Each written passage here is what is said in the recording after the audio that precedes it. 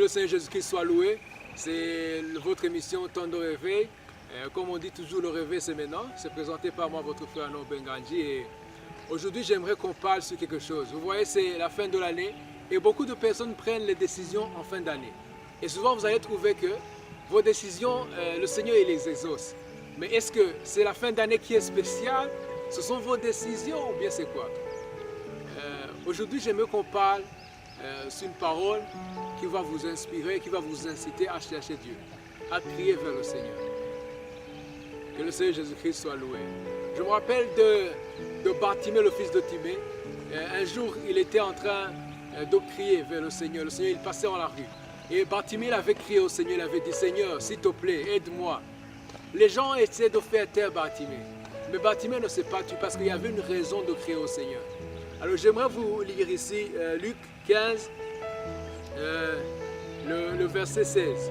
On parle du fils prodigue. Il aurait bien voulu se rassasier des carouges que mangeaient les pourceaux, mais personne ne lui en donnait. Étant rentré en lui-même, il se dit, combien de mercenaires chez mon père ont du pain en abondance, et moi, ici, je meurs de faim.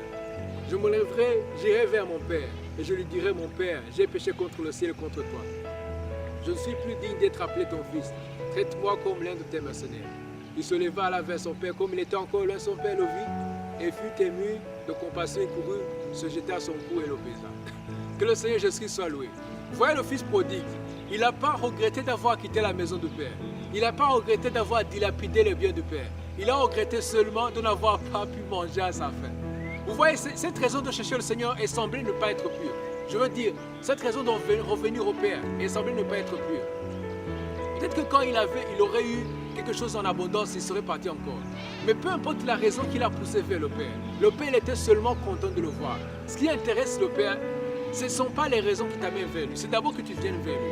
Parce qu'au départ, les raisons peuvent être impures. Mais quand tu vas le trouver, quand il va te toucher, ta vie va changer. Tu ne vas plus être la même personne. Alors maintenant, j'aimerais que tu trouves une raison de chercher le Seigneur. J'aimerais que tu trouves une raison de crier au Seigneur. J'aimerais vous lire un passage ici, en Matthieu, chapitre 11, le verset 28. Venez à moi, vous tous qui êtes fatigués et chargés, je vous donnerai du repos. Que le Seigneur Jésus-Christ soit loué. Le Seigneur, il veut que tu viennes à lui, toi qui es chargé.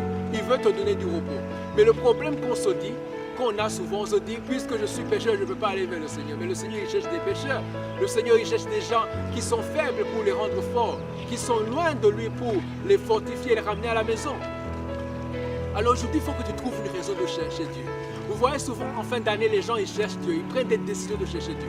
Et souvent, ça marche. Ils trouvent que, oui, j'ai fait une décision, ça a marché. Mais vous savez une chose, ce n'est pas la fin d'année qui est spéciale, c'est ta recherche de Dieu qui est spéciale. Et tant que tu prends une décision de chercher le Seigneur, tu vas le voir.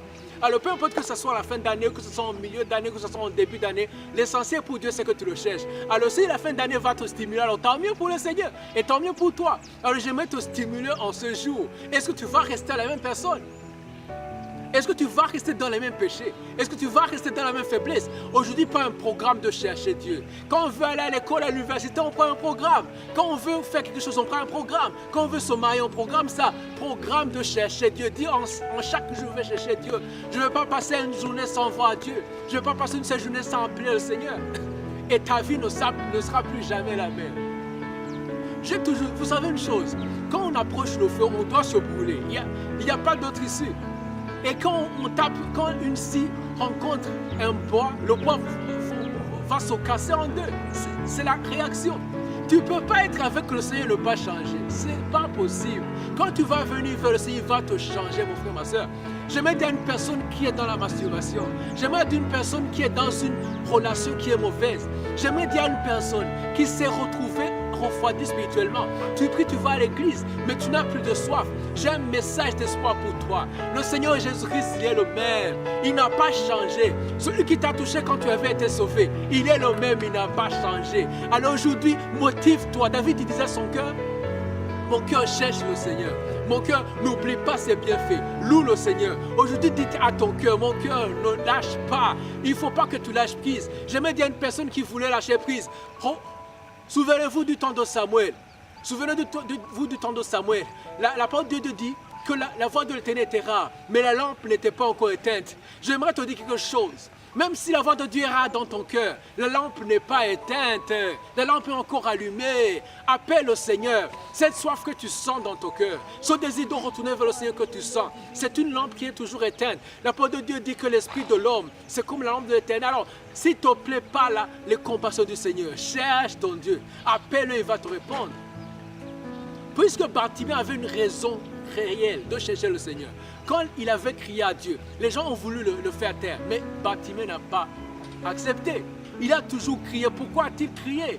Parce que Bartimée savait, vous qui me faites taire, vous ne m'avez pas aidé. Je suis resté ici, je suis resté mendiant, j'étais aveugle, je n'ai pas retrouvé la vue grâce à vous.